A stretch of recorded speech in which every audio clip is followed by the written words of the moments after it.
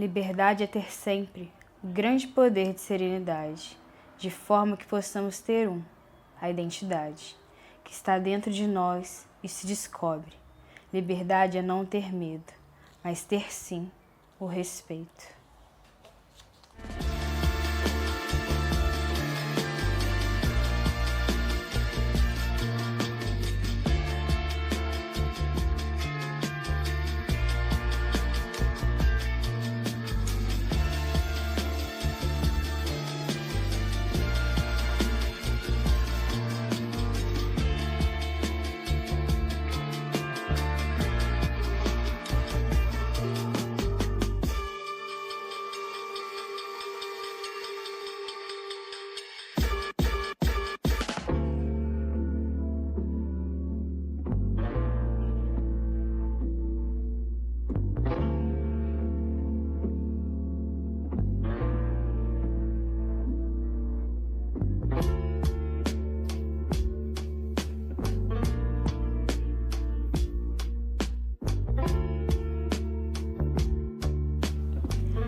Liberdade é ter sempre o grande poder de serenidade. Liberdade é não ter medo. Liberdade é não ter medo. Liberdade é não ter medo. Liberdade é não ter medo. Liberdade é ter sempre o grande poder de serenidade.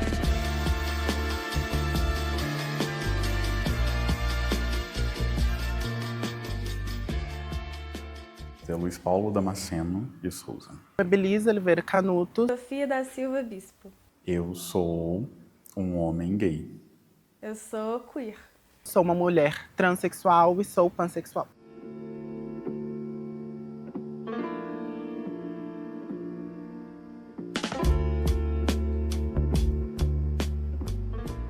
Eu sou de uma família muito ligada à religiosidade, sabe? Então acho que e de uma cidade menor. Acaba que isso não, para ser sincero, eu não entendia ou nem passava pela minha cabeça, assim.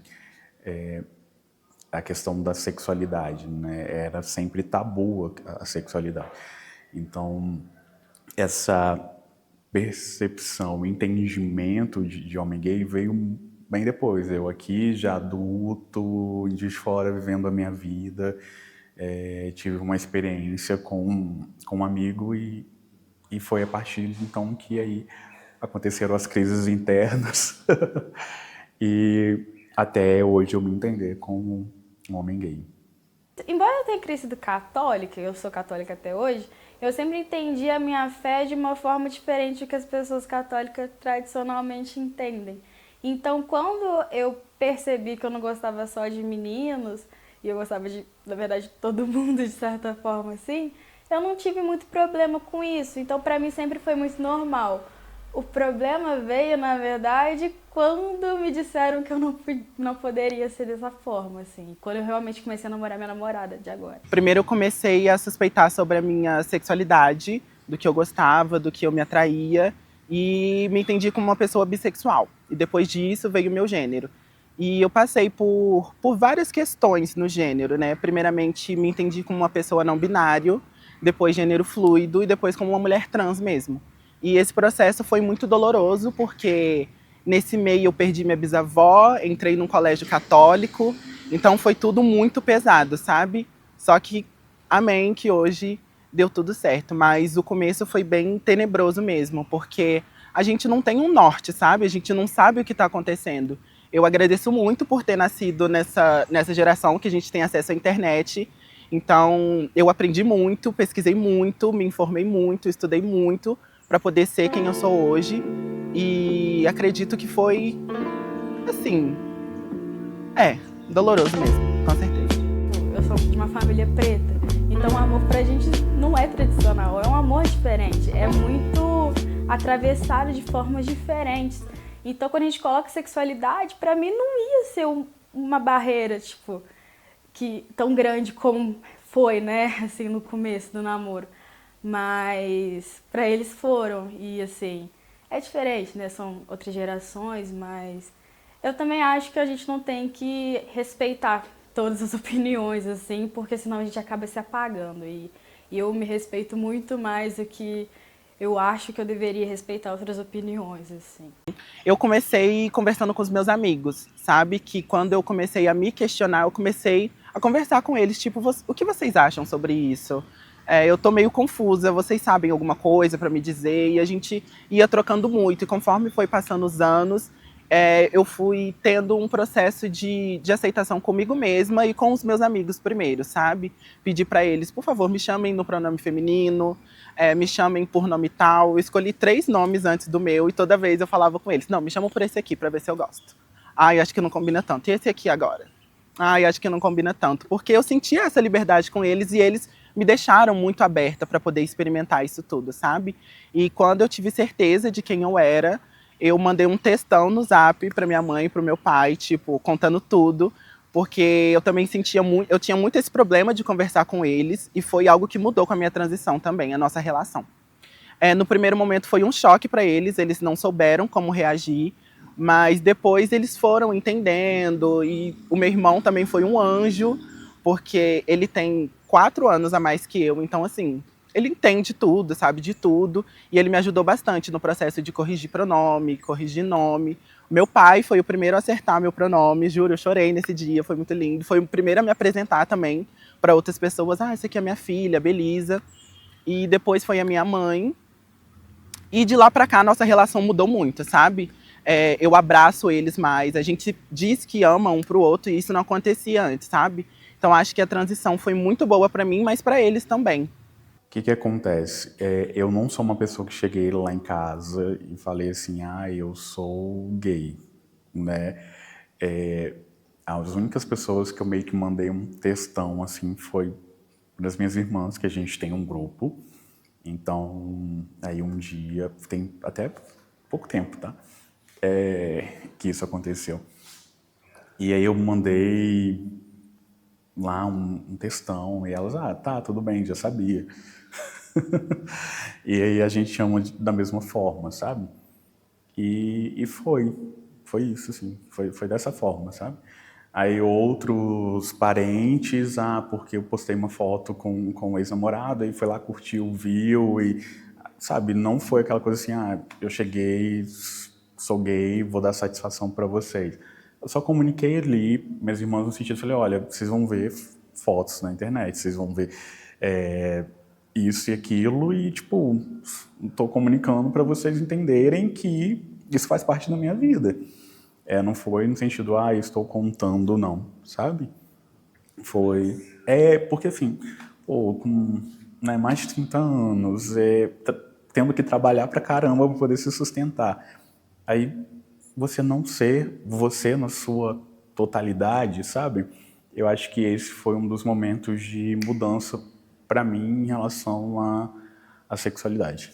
Eu acho muito complicado falar sobre ser negro no Brasil, porque sempre que eu vou pensar na minha dificuldade de ser uma mulher preta, eu ainda paro e penso que a gente, mesmo de todo o sofrimento que a gente vive, eu ainda tô no Sudeste. Então eu sei que tem realidades que são totalmente diferentes da minha. Então, eu tô sofrendo racismo, eu tô pegando busão lotado e tudo mais, eu tô indo pra faculdade, tô convivendo com um monte de gente que tem uma realidade totalmente diferente da minha. Mas eu sei que tem gente em outros lugares do país que nem isso conseguem ter. E até do meu lado também, mesmo dentro da região sudeste. Mas assim, falando na minha visão, pelo menos, né, enquanto pessoa negra, mulher preta, LGBT, dentro do Brasil, é muito pesado. Mas não é uma coisa que eu trocaria. Porque é uma vivência que, desde que eu nasci, eu sou, né? Tipo, tem pessoas negras que se descobrem negras ao longo da trajetória de vida e tem outras pessoas retintas, principalmente como eu, que não têm essa possibilidade, né? E eu nunca tive. Então, sempre me acostumei. Acho que a gente se acostuma a ser negro, na verdade, né? Porque impõe isso a gente, né? Porque ser negro é uma construção social.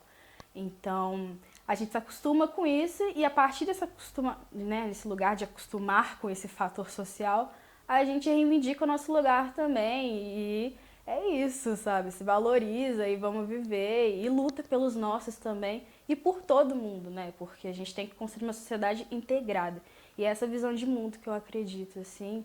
E embora eu entenda que tenha muitas barreiras por aí que a gente continua encontrando, e são várias situações que vêm para poder atravessar a gente, deixar a gente mal, mas a gente não pode desistir, né? A gente está aí na luta. No Brasil, a gente tem a questão dos estereótipos em relação ao homem negro, né? Que ele precisa ser viril, precisa, né, ter traços fortes. O que eu acho que acompanha muito quando você vai para o mundo gay, que você precisa também se apresentar dessa forma como um homem negro. Eu acho que eles esperam essa questão do cara que é gay e macho ali, né, que te enxerga muito como ativo, te enxerga muito como alguém que vai chegar e vai te dar prazer, sabe? Eu vejo alguns discursos nesse sentido, assim. E só que não é isso, né?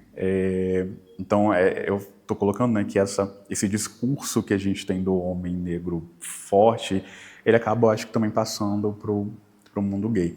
Sem contar que a questão do gay não ser o padrão, né?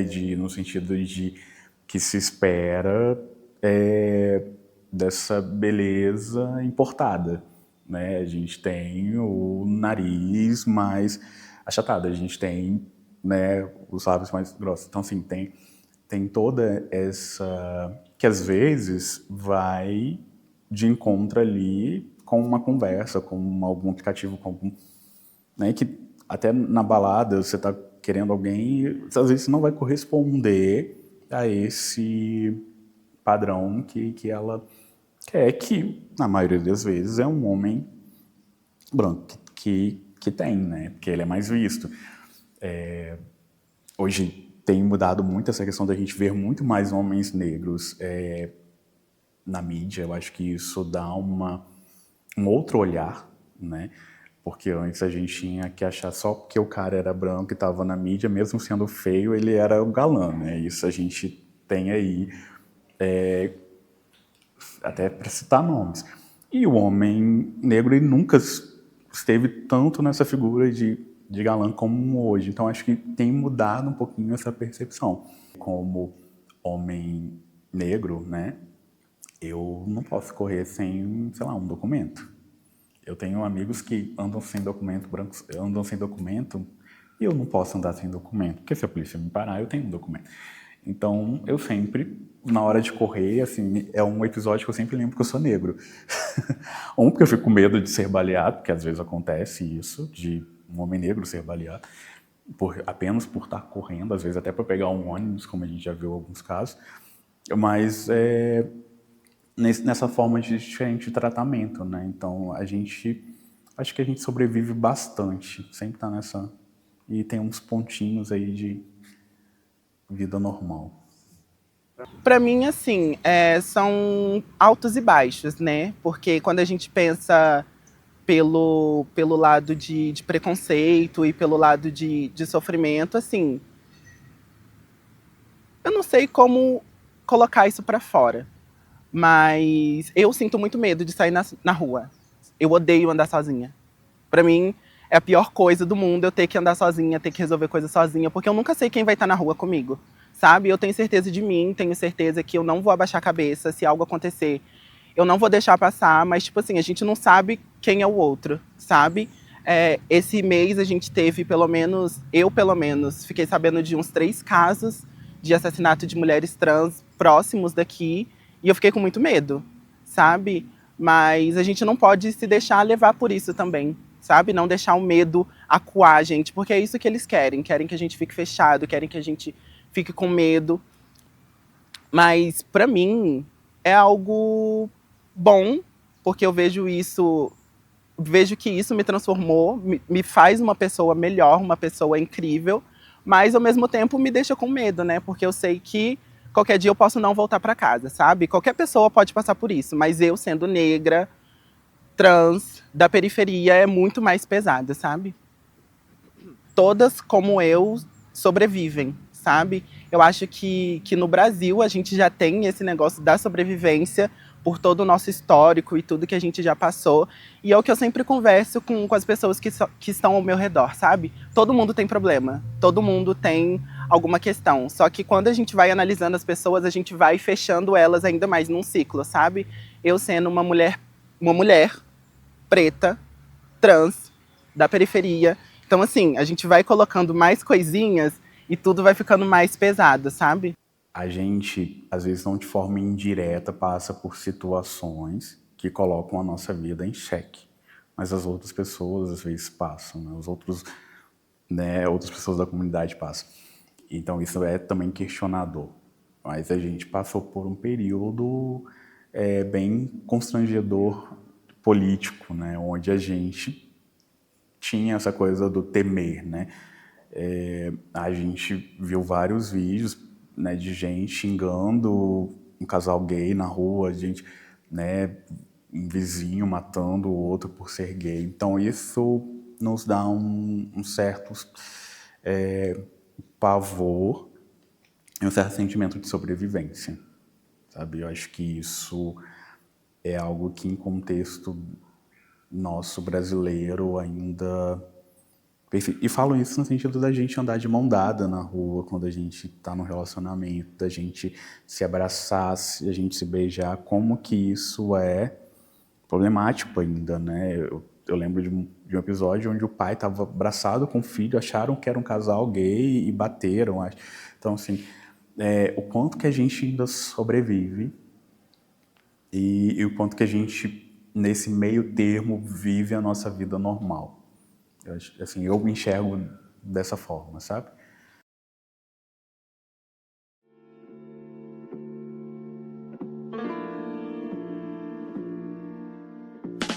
Afinal, o que é liberdade?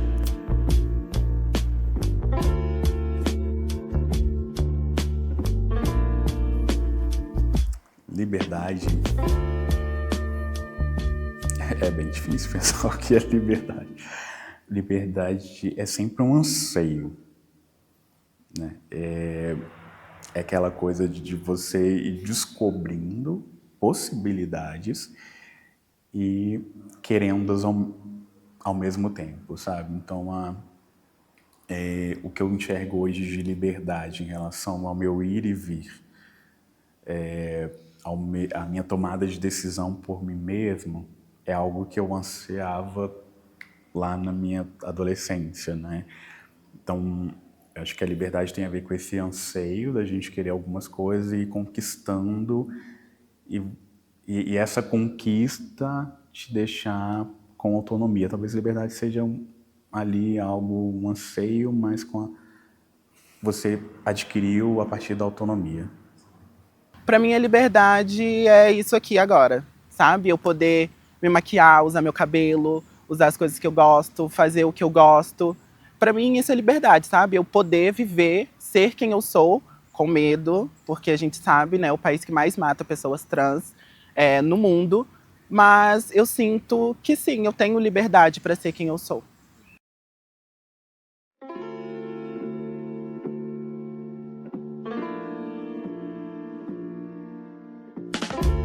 E no fim, eu sou livre?